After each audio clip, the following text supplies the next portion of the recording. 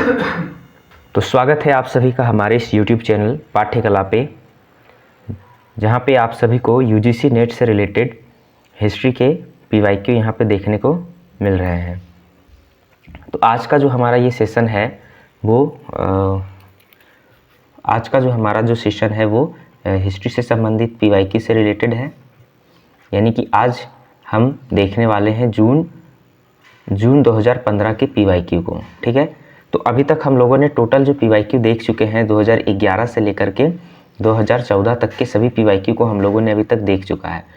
तो जो हमारा इस सीरीज़ में जो लक्ष्य है वो है 2011 से लेकर के 2024 तक के सभी प्रश्न पत्रों का हम लोग यहाँ पे हल देखेंगे जो UGC नेट में पूछे जा चुके हैं, और स्पेशली जो हिस्ट्री विषय से संबंधित प्रश्न हैं। ठीक है, तो एक तरीके से ये जो सीरीज PYQ की है ये कहीं ना कहीं आप लोगों को रिवीजन के साथ साथ UGC नेट के पैटर्न को, एग्जामिनेशन पैटर्न को भी समझने में काफ़ी मदद करेगा।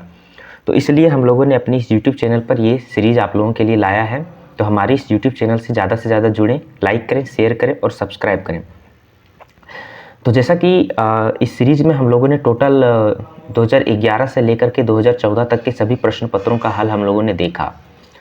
तो आज इस सीरीज़ के अगली वीडियो में आज हम बात करने वाले हैं हिस्ट्री के ही वो प्रश्न पत्र जो आपके जून 2015 में पूछे जा चुके हैं। ठीक है, जून 2015 के जो प्रश्न पत्र हैं वो प्रश्न पत्रों का हल हम लोग यहाँ पे देखेंगे, वो भी हिंदी माध्यम में। ठीक है, तो हिंदी माध्यम में हम इतिहास के इस विषय की जो टोटल 50 प्रश्न हैं, इसमें वो 50 प्रश्नों की इस श्रृंखला को हम लोग आज अभी देखेंगे इस वीडियो में। तो आप लोग यहाँ पे जुड़ जाएं। तो चलिए हम लोग यहाँ शुरुआत करते हैं पहला प्रश्न से लेकर के। पहला प्रश्न हमारा यहाँ पे दिया गया है हथनोरा, है ना। हथनोरा का मानव शय जीवाश्म किनसे संबंधित है। ठीक है, तो सबसे पहले मैं बता दूं कि ये जो हथनोरा है वो कहाँ है, तो ये नर्मदा नदी के किनारे है आपका, है ना। ये नर्मदा नदी के किनारे कहाँ पे है, मध्य प्रदेश में है। ठीक है, तो ये जो हथनोरा है वो मानव जीवाश्म है, किसका है, ऑप्शन में है homo erectus, homo habilis, homo sapiens and उपरोक्त में से कोई नहीं। तो जो हथनोरा में जो मानव जीवाश्म पाए गए हैं वो आपका संबंधित है होमो इरेक्ट से। ठीक है, होमो इरेक्ट से संबंधित है, यानी कि वर्तमान जो मानव है जिसको हम लोग क्या कहते हैं, होमो सेपियंस कहते हैं। ठीक है, जिसको हम लोग होमो सेपियंस कहते हैं। तो ये होमो सेपियंस के जो पूर्वज हैं उनको माना जाता है, किन्हें, होमो इरेक्टस को माना जाता है। ठीक है, तो वर्तमान मानव जो होमो सेपियंस है उनके पूर्वज माने जाते हैं होमो इरेक्टस, और ये हथनोरा में इन्हीं के जीवाश्म पाए गए हैं।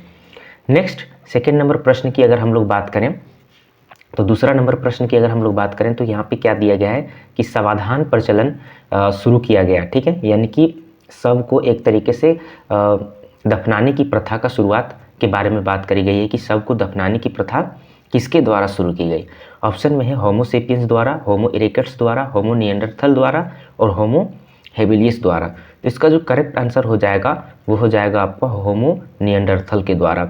यानी कि शव जो होते थे उनको दफनाने की प्रक्रिया होमो निएंडरथल मानव के द्वारा शुरू किया गया था। ठीक है, ये सामान्यतः जो शव होते थे, इनके जो पूर्वज होते थे, उनके जो शव होते थे उनको एक तरीके से ये पवित्र मानते थे, उनका सम्मान करते थे, इसलिए उनके याद में एक तरीके से ये क्या बनाते थे, कब्र बनाते थे, उनके कब्र बनाते थे। और यही कब्र जो है एक तरीके से समाधान के नाम से जाना जाता है, और ये शुरुआत करने का श्रेय होमो निएंडरथल को जाता है। ठीक है, तो नेक्स्ट हम लोग थर्ड नंबर प्रश्न की अगर हम लोग बात करते हैं तो यहाँ पे है कि कहाँ पर सबसे ज़्यादा संख्या में ताम्र संचय मिला है। ठीक है, यानी कि तांबा का संचय सबसे ज़्यादा कहाँ पे मिला है, इसके बारे में आपको यहाँ पे बतानी है कि तांबा का संचय सबसे ज़्यादा कहाँ पे मिला है।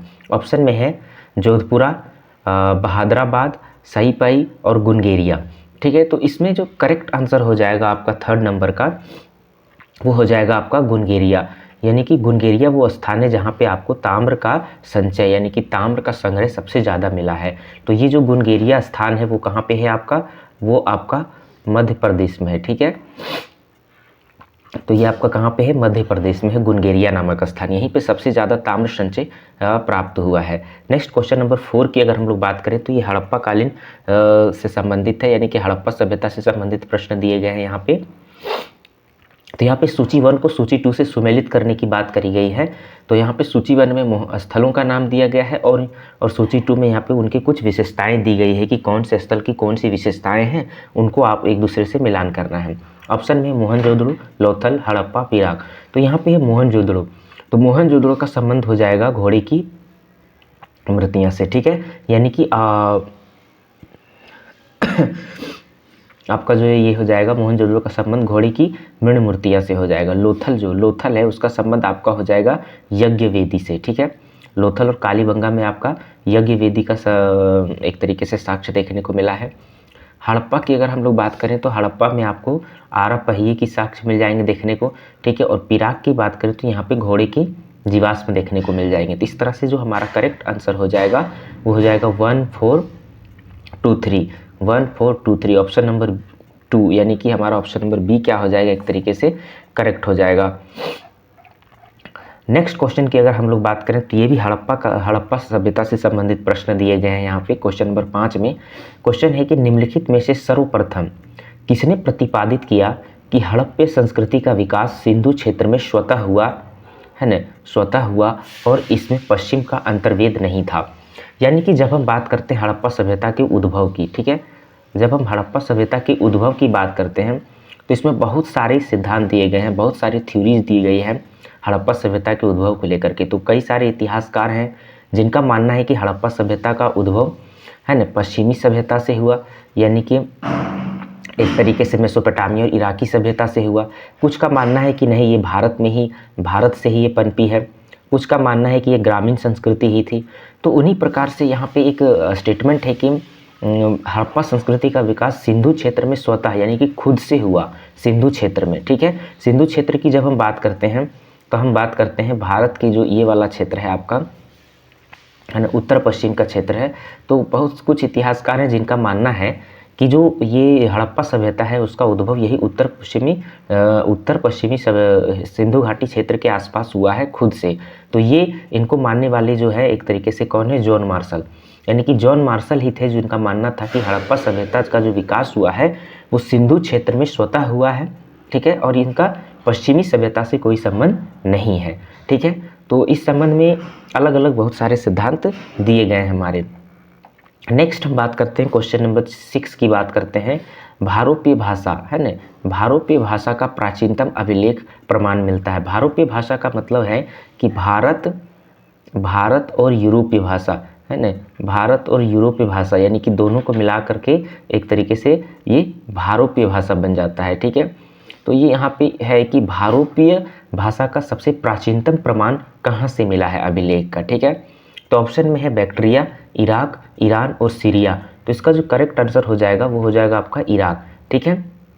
जैसे कि हम लोग जानते हैं कसाइट अभिलेख है ना, मितनी अभिलेख है। तो ये सारे जो अभिलेख है वो कहीं ना कहीं एक तरीके से इनसे संबंधित है। तो भारोपीय भाषा का संबंध सबसे प्राचीनतम प्रमाण जो अभिलेख में वो कहाँ से मिला है, वो आपका इराक से मिला है, ठीक है। नेक्स्ट हम लोग बात करते हैं क्वेश्चन नंबर 7 की।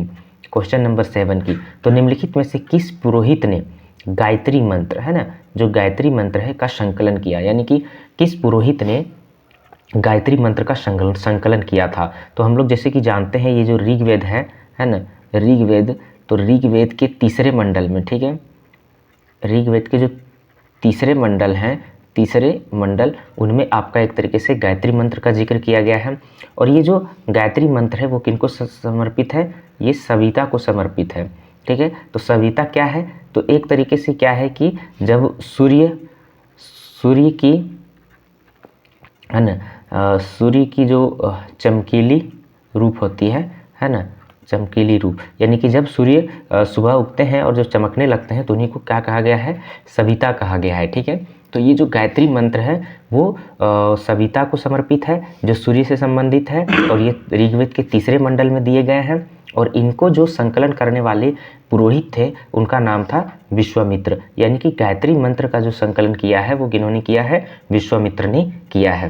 नेक्स्ट क्वेश्चन नंबर 8 की अगर हम लोग बात करें तो यहाँ पे दिया गया है वेदांग से संबंधित प्रश्न दिए गए हैं कि निम्नलिखित में से कौन सा वेदांग, है ना, निम्नलिखित में से कौन सा वेदांग पद्य रचना में है, ठीक है, पद्य रचना में है। पद्य रचना मतलब क्या है कि वो कविता में है एक तरीके से, ठीक है, तो कौन सा वेदांग है? शिक्षा, कल्प, निरुक्त, छंद। तो इसका जो करेक्ट आंसर हो जाएगा वो हो जाएगा आपका छंद। छंद जो है वो एक तरीके से वेदांग, छंद वेदांग जो है वो एक तरीके से किसमें दिखा गया है? वो एक तरीके से आपका पद्य रचना में दिया गया है, यानी कि कविता के फॉर्म में ये दिया गया है। तो ये किनकी रचना है? तो ये जो छंद है वो एक तरीके से किनकी रचना है? ये पीगल की रचना है। ठीक है, ये पीगल की रचना है। तो हम लोग जानते हैं कि टोटल कितने वेदांग हैं? 6 हैं। शिक्षा, कल्प, निरुक्त, छंद और आपका क्या है? आपका ज्योतिष भी एक है। ठीक है, तो इस तरीके से हम लोग नेक्स्ट क्वेश्चन की हम लोग बात करते हैं। तो क्वेश्चन नंबर 9 में दिया गया है कि यूनानी अधिवास है ना, यूनानी अधिवास बुकेफला स्थित है। ठीक है, यानी कि यूनान का निवास स्थान, अधिवास का मतलब निवास स्थान, बुकेफला कहाँ पे स्थित है? तो यहाँ पर इससे संबंधित एक आपका एक कहानी है। जो सिकंदर थे, है ना, जो सिकंदर महान हुए हैं, जिन्होंने भारत पर आक्रमण किया था एक तरीके से। तो जब भारत में ये आए थे झेलम नदी के आसपास वाले क्षेत्र में, ठीक है, तो झेलम नदी के आसपास वाले क्षेत्र में आए थे। तो इन सिकंदर का एक प्रिय घोड़ा हुआ करता था, उन्हीं का नाम था बुकेफला। ठीक है, उन्हीं का नाम था बुकेफला। तो वही घोड़ा यहाँ पे एक तरीके से इनका निधन हो गया था इस घोड़े का। तो इसी के नाम पर एक तरीके से सिकंदर ने झेलम नदी के आसपास यूनानी अधिवास एक तरीके से स्थापित किया था और उन जगह का नाम दिया था बुकेफला। तो इसलिए उसका नाम पड़ा बुकेफला। ये किस नदी के किनारे अवस्थित है? तो इसका जो करेक्ट आंसर हो जाएगा वो हो जाएगा आपका झेलम पर। ठीक है, यानी कि ये झेलम नदी के किनारे अवस्थित है। बहुत सारे प्रश्न ये भी पूछे जाते हैं बुकेफला क्या है? तो बुकेफला एक तरीके से जो सिकंदर महान थे उनका घोड़ा का नाम था। ठीक है, नेक्स्ट क्वेश्चन नंबर 10 की अगर हम लोग बात करते हैं, क्वेश्चन नंबर 10 की बात करते हैं तो निम्नलिखित में से किस राजवंश ने भारत में सर्वाधिक तांबे के सिक्के जारी किए? यानी कि सबसे ज़्यादा तांबा का सिक्का भारत में कौन से शासक ने, कौन से राजवंशों ने जारी किया? ऑप्शन में इंडो यूनानी, सातवाहन, कुषाण और गुप्त। तो इसका जो करेक्ट आंसर हो जाएगा वो हो जाएगा आपका थर्ड, यानी कि कुषाण। और यही कुषाण शासक थे जिन्होंने भारत में सर्वप्रथम सोने के सिक्के चलाए थे। ठीक है, तो सोने के सिक्के भी सबसे पहले इन्होंने ही चलाए थे। ठीक है, सोने के सिक्के भी सबसे पहले इन्होंने ही चलाए थे और सबसे ज़्यादा तांबे के सिक्के भी कुषाण शासकों ने ही चलाए थे। सॉरी।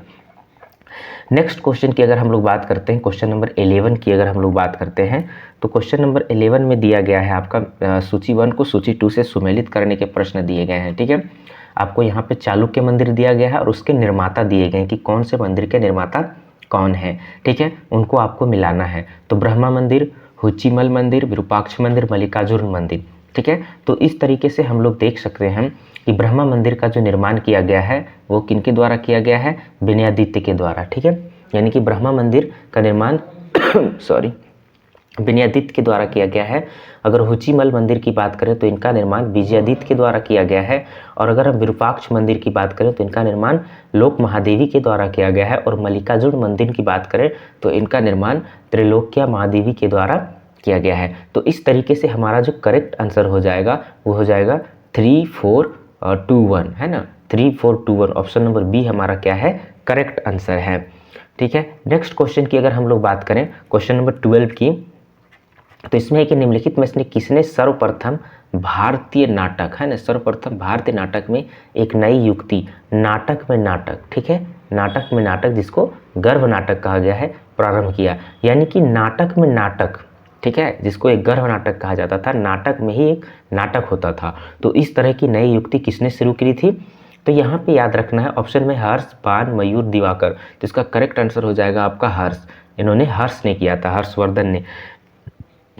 क्या था कि हर्षवर्धन की जो एक रचना थी वो एक रचना है प्रियदर्शिका, है ना, प्रियदर्शिका, ये हर्षवर्धन की एक रचना है। तो यही प्रियदर्शिका रचना जो हर्षवर्धन की है, इन्हीं में हर्षवर्धन ने नाटक के अंदर नाटक की नई युक्ति को एक तरीके से शुरुआत किया था। और भी दो लेखक हैं जो इनसे संबंधित हैं। तो एक है राजशेखर, ठीक है, एक राजशेखर हैं और एक है आपका भवभूति, एक है आपका भवभूति। तो ये दो लेखक भी ऐसे हैं जिन्होंने नाटक के अंदर नाटक की प्रथा को प्रारंभ किया था। तो 3 ऐसे लेखक हो गए, राजशेखर, भवभूति और हर्षवर्धन, जिन्होंने नाटक में नाटक को शुरुआत किया। क्वेश्चन नंबर 13 की अगर हम लोग बात करें तो निम्नलिखित में से किसने कांची के कैलाशनाथ मंदिर का कांची के कैलाशनाथ मंदिर का निर्माण किया था? ठीक है, तो कांची के कैलाशनाथ मंदिर का निर्माण किया था। ऑप्शन है नरसिंहवर्मन प्रथम, नरसिंहवर्मन द्वितीय और परमेश्वरम द्वितीय, नरसिंहवर्मन प्रथम और द्वितीय, नरसिंहवर्मन द्वितीय और महेंद्रवर्मन तृतीय। तो इसका जो करेक्ट आंसर हो जाएगा वो हो जाएगा आपका नरसिंहवर्मन द्वितीय और महेंद्रवर्मन तृतीय। ठीक है, तो ये जो कांची का कैलाशनाथ मंदिर है वो किस शैली में बना गया है? तो राज सिंह शैली में इनको बनाया गया था। ठीक है, तो इसका निर्माण जो है वो एक तरीके से राज सिंह शैली में की गई थी और इसके जो निर्माता थे वो थे नरसिंहवर्मन द्वितीय और महेंद्रवर्मन तृतीय। ठीक है, नेक्स्ट क्वेश्चन नंबर 14 की बात करते हैं। इसमें भी आपको सुमेलित दिए गए हैं कि कौन सुमेलित नहीं है, आपको बताना है। ठीक है, तो पंच सिद्धांतिका इसके लेखक कौन है? ब्राह्मणिर, ये आपका सही है। ब्रह्मसूत्र इनके लेखक है आर्यभट्ट। तो ये आपका गलत हो जाएगा क्योंकि ब्रह्मसूत्र के जो लेखक है वो है ब्रह्मगुप्त हैं। कौन है? ब्रह्मगुप्त हैं, ब्रह्मगुप्त। ठीक है, तो ब्रह्मसूत्र के लेखक हैं ब्रह्मगुप्त, ना कि आर्यभट्ट। अष्टांग संग्रह के लेखक बागभट्ट हैं और निघंटु के लेखक धन्वंतरी हैं। तो इस तरीके से हमारा करेक्ट आंसर हो जाएगा option number 2। Next question number 15 की अगर हम लोग बात करते हैं तो क्वेश्चन नंबर 15 में बात करते हैं तो निम्नलिखित में से कौन सा मंदिर ईंटों द्वारा निर्मित है? ठीक है, कौन सा मंदिर ईंटों द्वारा निर्मित है? तो ऑप्शन में है नचना कुठार का पार्वती मंदिर, एहोल का लाडखा मंदिर, दिनाजपुर का बेगराम मंदिर, भुमरा का शिव मंदिर। तो ईंटों से निर्मित जो मंदिर है उसका करेक्ट आंसर हो जाएगा आपका दिनाजपुर का बेगराम मंदिर। यानी कि ये गुप्तकालीन मंदिर है एक तरीके से और ये ईंटों से निर्मित है और ये कहाँ पे है आपका? तो ये अभी वर्तमान में बांग्लादेश में अवस्थित है। ठीक है, बांग्लादेश में अवस्थित है दिनाजपुर का बेगराम मंदिर और ये पूर्णतः ईंटों से निर्मित है। ठीक है, नेक्स्ट हम बात करते हैं क्वेश्चन नंबर 16 की। अगर हम लोग बात करते हैं क्वेश्चन नंबर 16 की तो इसमें अजंता से संबंधित प्रश्न दिए गए हैं कि अजंता के संदर्भ में निम्नलिखित में से कौन सा सही नहीं है, यानी कि कौन सा गलत स्टेटमेंट है। तो ऑप्शन में है कि 28 गुफाओं में से 5 गुप्त काल से पहले की है, तो ये आपका सही है। गुफाओं की 19वां और 26वां चैत्य है। गुफा संख्या जो 19 और 26 है वो चैत्य, बाकी बिहार है, ये भी आपका सही है। गुफा संख्या 20 और 21 चैत्य है, बाकी बिहार है, ये आपका गलत है। इसके चित्र धर्मनिरपेक्ष संदेश भी देते हैं, तो ये आपका करेक्ट हो जाएगा। यहाँ पूछा है कि कौन सही नहीं है, तो ऑप्शन नंबर 3 आपका हो जाएगा करेक्ट आंसर। अजंता की बात करें तो ये बौद्ध धर्म से संबंधित है। ठीक है, ये आपका बौद्ध धर्म से संबंधित है। और जब हम एलोरा की बात करते हैं तो ये आपका हिंदू, जैन और बौद्ध तीनों धर्म से संबंधित है। ठीक है, तो ये पॉइंट यहाँ पे एक याद रखना है। नेक्स्ट हम लोग क्वेश्चन नंबर 17 की बात करते हैं जिसमें दिया गया है कि निम्नलिखित में से कौन सा कथन कलभ्र है न कलभ्र विद्रोह के संदर्भ में सही नहीं है, यानी कि गलत है। तो कलभ्र विद्रोह जो था, कलभ्र विद्रोह ये एक तरीके से 6ठी शताब्दी के आसपास हुई थी। ठीक है, और जो कलभ्र जो थे उनको एक तरीके से कहा जाता था दुष्ट राजा की संज्ञा दी जाती है। तो इस तरह के भी प्रश्न पूछे जाते हैं कि दुष्ट राजा की संज्ञा किन्हें दी जाती है, तो वो है आपका कलभ्र को। ठीक है, तो कौन सा स्टेटमेंट सही नहीं है? तो यह विद्रोह चोलों के विरुद्ध था, ये सही है आपका। ये ब्राह्मण जमींदारों के विरुद्ध किसानों का प्रबल विरोध था, ये भी सही है आपका। इसने 75 वर्ष तक शासन किया, ये भी सही है। इन्होंने बौद्ध संघ को संरक्षण नहीं दिया, तो ये आपका गलत है क्योंकि ये जो कलभ्र थे ये आपका बौद्ध मतावलंबी ही थे, यानी कि बौद्ध धर्म को मानने वाले ही थे, तो उन्होंने बौद्ध संघ को संरक्षण दिया था। तो इसलिए आपका करेक्ट आंसर हो जाएगा option number 4। Next question number 18 की अगर हम लोग बात करते हैं तो इसमें कि फारसी भाषा में लिखा गया मध्यकालीन भारतीय इतिहास फारसी इतिहास लेखन विधा के रूप में जाना जाता है, इसका केंद्र बिंदु होता है। यानी कि फारसी भाषा में जो मध्यकालीन भारतीय इतिहास लिखे जाते थे वो अधिकतर किस पर केंद्रित होते थे? ऑप्शन में जनसाधारण की गतिविधियां, उलेमा, शासक वर्ग, सूफी सिलसिले। तो इसका जो करेक्ट आंसर हो जाएगा वो हो जाएगा आपका शासक वर्ग। अधिकतर ये लोग शासक वर्ग पर निर्भर होते थे इनकी रचनाएं। नेक्स्ट क्वेश्चन नंबर 19 की अगर हम लोग बात करें तो इसमें दिया गया है कि आपका कौन से लेखक कौन सी पुस्तक से संबंधित है? अब्बास खान सरवानी, फुतुहात-ए-शेरशाही। तो ये आपका गलत हो जाएगा, ये हो जाएगा आपका तारीख-ए-शेरशाही से संबंधित। ठीक है, अब्बास खान शेरवानी की जो रचना है वो है आपका तारीख-ए-शेरशाही। ठीक है, ये इनकी रचना जो है वो हो जाएगी आपकी तारीख-ए-शेरशाही। ठीक है, यानी कि ये आपका क्या है? सुमेलित नहीं है, तो ऑप्शन करेक्ट हो जाएगा आपका यही। तो जौहर आफ्ताबची का जो है तज़किरात उल वक़ियात ये आपका सही है। अब्दुल कादिर बदायूनी मुंतखब उल तवारीख ये भी सही है। फरिश्ता का तारीख़ फरिश्ता ये भी सही है। तो इसका नहीं पूछा था, तो करेक्ट आपका हो जाएगा option number A. Next question number 20 की अगर हम लोग बात करते हैं तो क्वेश्चन नंबर 20 में दिया गया है कि तकसीम दस्तावेज वैसे ही हैं जैसे, है ना, 68 मुआजना ए दहसाला अखबारात और मलफूजात। तो इसका जो करेक्ट आंसर हो जाएगा वो हो जाएगा आपका मुआवजा ए दहसाला। यही इसी तरीके के दस्तावेज को तकसीम दस्तावेज के नाम से जाना जाता था। नेक्स्ट क्वेश्चन 21 को हम लोग देखते हैं। इसमें दिया गया है क्वेश्चन नंबर 21 के प्रश्न की जौनपुर में अटाला मस्जिद। तो ये भी ध्यान रखना है कि अटाला मस्जिद किस स्थान पर अवस्थित है, जौनपुर में।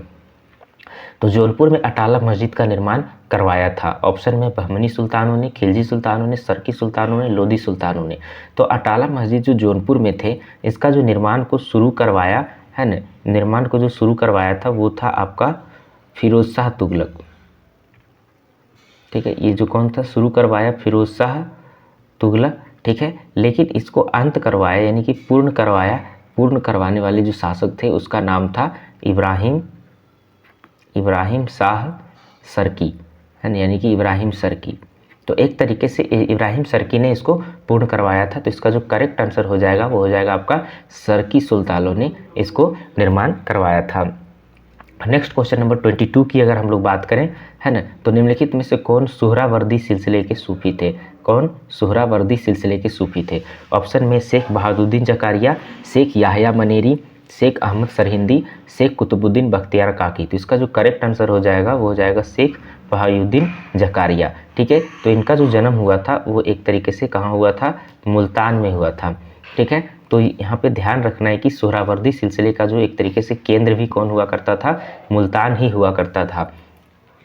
नेक्स्ट क्वेश्चन नंबर 23 की अगर हम लोग बात करें, है ना, क्वेश्चन नंबर 23 की अगर हम लोग बात करें तो इसमें है कि निम्नलिखित में से कौन सा शहर मुगल भारत में एक टकसाली शहर नहीं था? टकसाली मतलब है कि जहाँ पे मुद्रा का एक तरीके से क्या होता था, छपाई होता था, है ना, तो टकसाली शहर नहीं था। ऑप्शन में आगरा, बांसवाड़ा, अहमदाबाद, अजमेर। तो इसका जो करेक्ट आंसर हो जाएगा वो हो जाएगा आपका बसवाड़ा। बसवाड़ा आपका नहीं था। ठीक है, 23 नंबर क्वेश्चन की बात करें तो बसवाड़ा नहीं था। नेक्स्ट अगर हम लोग बात करें 24 नंबर क्वेश्चन की, ठीक है, तो सरखेज और बयाना मुगल काल में किस फसल के बाहुल्य के लिए प्रसिद्ध थी? तो हम लोग जानते हैं सरखेज जो है वो आपका एक तरीके से गुजरात में था। ठीक है, और बयाना जो था वो एक तरीके से राजस्थान से संबंधित है। ठीक है, तो इसमें मुगल काल में कौन से फसल ज़्यादा उगाए जाते थे? तो यहाँ पे नील, ये नील की खेती यहाँ पे की जाती थी। तो इसलिए सरखेज और बयाना का संबंध नील की खेती से हो जाएगा। नेक्स्ट 25 नंबर प्रश्न की अगर हम लोग बात करते हैं तो इसमें का स्टेटमेंट कि वह कौन था जिसने पहली बार भारत के विभिन्न क्षेत्रों की भाषाओं का विवरण दिया और हमें ध्यान दिलाया कि हिंदवी देश की संपर्क भाषा है और संस्कृत शास्त्रीय भाषा है। तो ये कौन कहा था? अलबरूनी, इब्न बतूता, बर्नी और अमीर खुसरो। इसका जो करेक्ट आंसर हो जाएगा वो हो जाएगा हमारा अमीर खुसरो। ठीक है, तो 25 नंबर क्वेश्चन एंड अमीर खुसरो।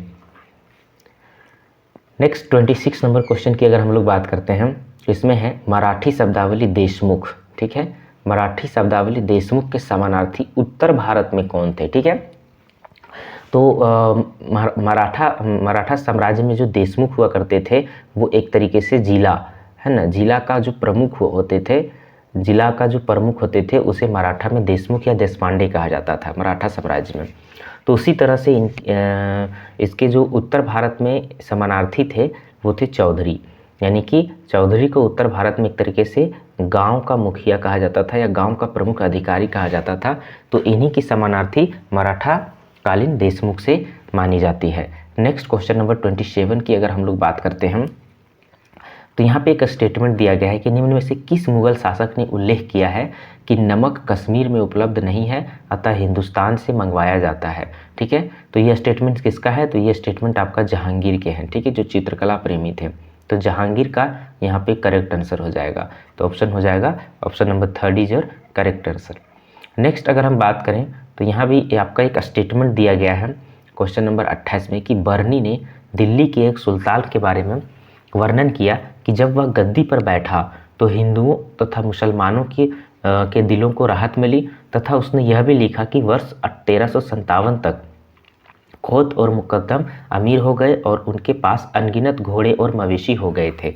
ठीक है, तो ये जो इनके बर्नी की जो एक रचना है तारीख फिरोज शाही, है ना, बर्नी की एक रचना है तारीख ए फिरोज शाही। तो तारीख ए फिरोज शाही में बर्नी ने इस बात का जिक्र किया है और ये किस शासक से संबंधित है, तो ये फिरोज तुगलक से संबंधित है। ठीक है, तो ऑप्शन नंबर 3 हमारा क्या हो जाएगा, करेक्ट हो जाएगा। नेक्स्ट 29 नंबर प्रश्न की अगर हम लोग बात करें तो ये खिलजी सुल्तान से संबंधित है कि अलाउद्दीन खिलजी के संदर्भ में निम्नलिखित में से कौन सा कथन सही नहीं है, यानी कि गलत कथन को यहाँ पे हमें छांटना है। तो ऑप्शन है कि वह सार्वजनिक बाजार तथा अमीरों के घरों में संपन्न होने वाली प्रायः प्रत्येक घटना के साथ जुड़ा हुआ था, तो ये सही है। दूसरा है कि बर्नी के अनुसार सुल्तान ने आज्ञा जारी की कि शाही लोग एक दूसरे के घर नहीं जाएंगे तथा उनके बीच तब तक अंतर्विवाह संपन्न नहीं होंगे जब तक सुल्तान से इसके लिए विधिवत अनुमति नहीं प्राप्त हुई, तो ये भी सही है ना। उन्होंने स्वयं भी शराब पीना छोड़ दिया, ये भी सही है आपका। और सभी समकालीन स्रोतों में पद्मिनी के आख्यान का उल्लेख किया गया है, तो ये गलत है आपका। ठीक है, सभी समकालीन स्रोतों में नहीं बल्कि पद्मिनी का उल्लेख आपके 2 ही लेखक किए हैं, जिनमें एक है आपका मलिक मोहम्मद जायसी, है ना, मलिक मोहम्मद जायसी एक ये थे और एक थे अमीर खुसरो, है ना, अमीर खुसरो। तो यही 2 लेखक हुए हैं जिन्होंने पद्मिनी की व्याख्या की है, बाकी किन्हीं ने नहीं किया है। तो इस तरीके से सभी समकालीन स्रोतों में इसका वर्णन नहीं है, करेक्ट आंसर 4 हो जाएगा हमारा। नेक्स्ट क्वेश्चन नंबर 30 की अगर हम लोग बात करते हैं तो किसके समय में पहली बार बड़ी संख्या में सरदारों को पट्टे दिए गए। ठीक है, तो ऑप्शन में आमेर के राजा मानसिंह, जोधपुर के राव मालदेव, बीकानेर के राजा जैत सिंह, मेवाड़ के राणा कुंभा। तो ऑप्शन हो जाएगा आपका जोधपुर के राव मालदेव। जोधपुर के राव मालदेव के ही शासनकाल के दौरान सरदारों को बड़ी संख्या में पट्टे दिए गए, है ना।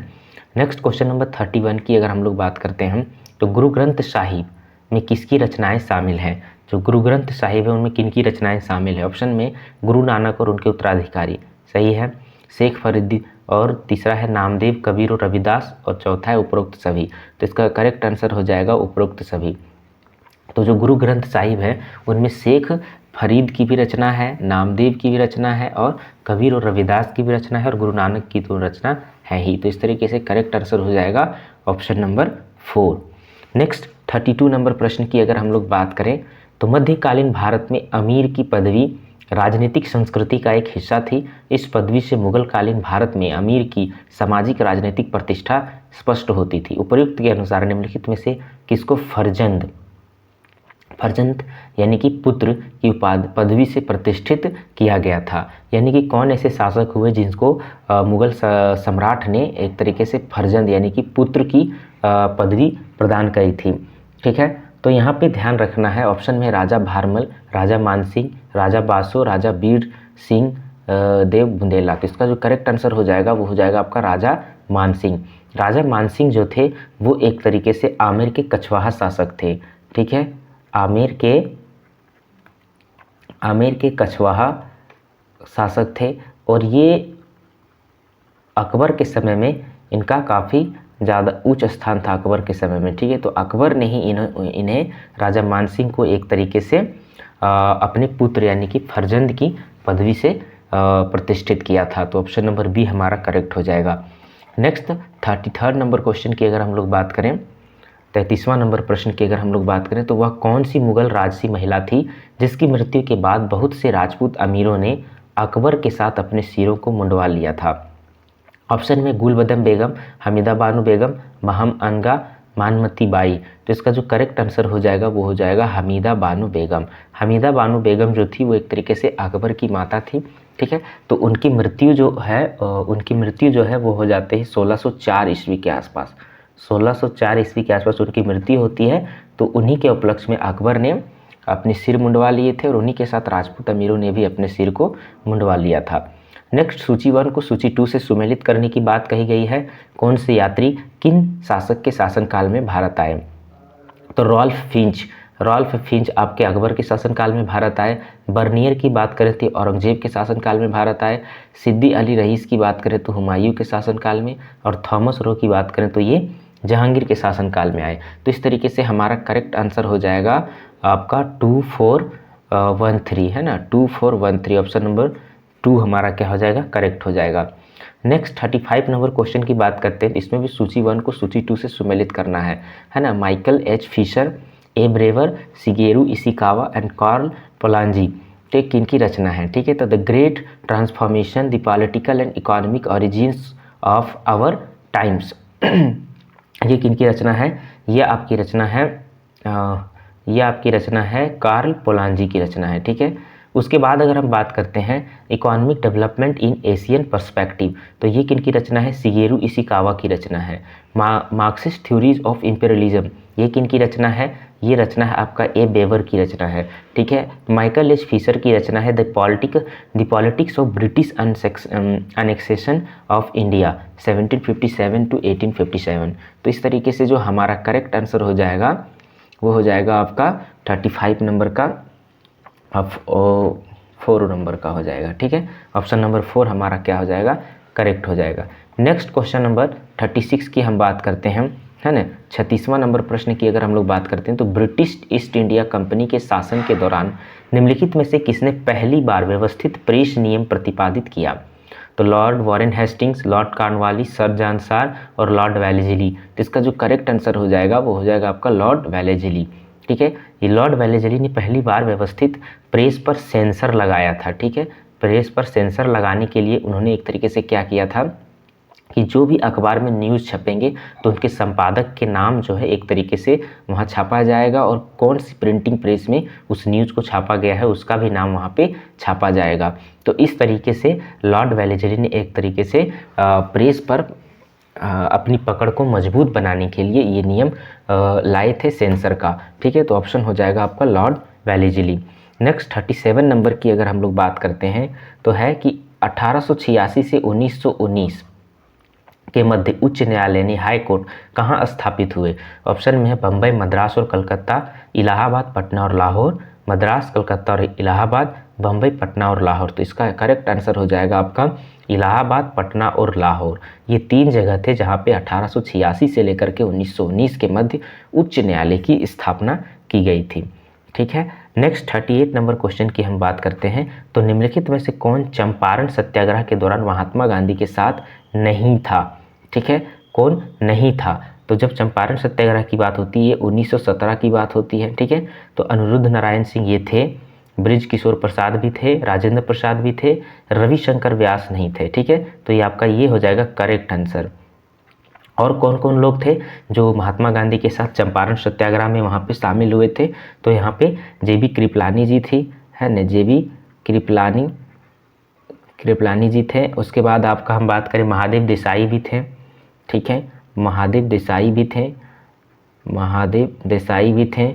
उसके बाद आपका बात करें तो मजरूल हक, है ना, मजरूल हक भी थे, ठीक है। उसके बाद एक और व्यक्ति थे नरहरि पारिक, जिनका नाम पूछा जाता है, नरहरि पारिक, ठीक है। और उसके बाद अनुग्रह नारायण सिंह भी थे, ब्रिज किशोर प्रसाद भी थे, राजेंद्र प्रसाद भी थे।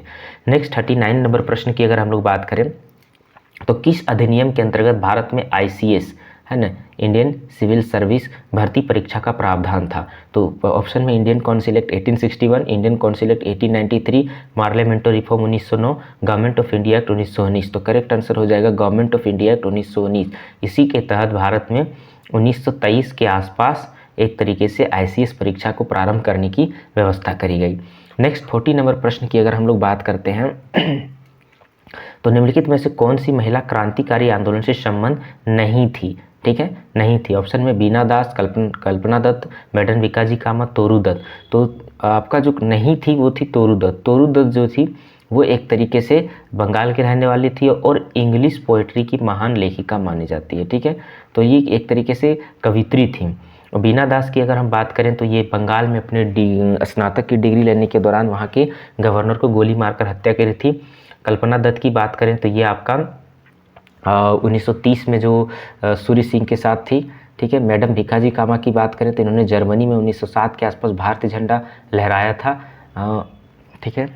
नेक्स्ट क्वेश्चन नंबर 41 की अगर हम लोग बात करें ठीक है। तो भारतीय राष्ट्रीय कांग्रेस के किस अधिवेशन में सरोजिनी नायडू, ठीक है, इसके अध्यक्ष के रूप में चुनी गई थी? ऑप्शन है दिल्ली अधिवेशन 1918, गया अधिवेशन 1922, कानपुर अधिवेशन 1925, मद्रास अधिवेशन 1927। तो इसका जो करेक्ट आंसर हो जाएगा वो हो जाएगा कानपुर अधिवेशन 1925 ही थी, जिसमें सरोजिनी नायडू को भारतीय राष्ट्रीय कांग्रेस के अध्यक्ष चुनी गई थी। और यही वो अधिवेशन था जिसमें एक तरीके से जिसमें क्या हुआ था, हिंदी को राष्ट्रभाषा के रूप में इस्तेमाल किया गया था, ठीक है। तो हिंदी को राष्ट्रभाषा के रूप में इस्तेमाल किया गया था कानपुर अधिवेशन 1925 की अगर हम लोग बात करते हैं। नेक्स्ट क्वेश्चन नंबर 42 की अगर हम लोग बात करते हैं, क्वेश्चन नंबर 42 को, तो निम्नलिखित में से किसने 8 अप्रैल 1929 है ना को विधानसभा पर बम फेंका? तो इसका जो करेक्ट आंसर हो जाएगा वो हो जाएगा आपका भगत सिंह और बटुकेश्वर दत्त, यानी कि BK दत्त।